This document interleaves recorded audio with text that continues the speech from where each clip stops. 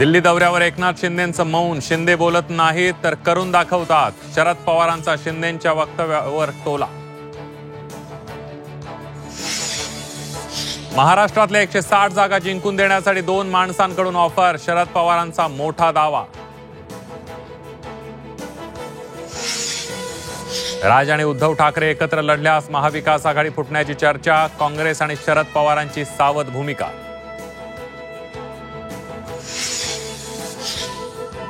राज उद्धव ठाकरे एकत्र आल्यानं मराठी विरुद्ध परप्रांतीय वादाला हवा. टू द पॉइंट मुलाखतीत बाळा नांदगावकरांचा आरोप. भाजपनं आरोप फेटाळले.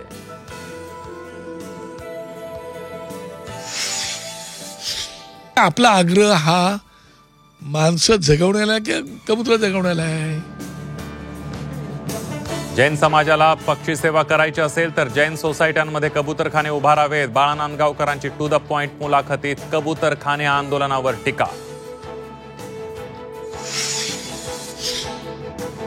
आणि शरद पवार एवढे दिवस गप्प का होते? पवारांच्या दाव्यावर मुख्यमंत्री फडणवीसांचा सवाल. हा तर राहुल गांधींच्या भेटीचा परिणाम असल्याचा टोला.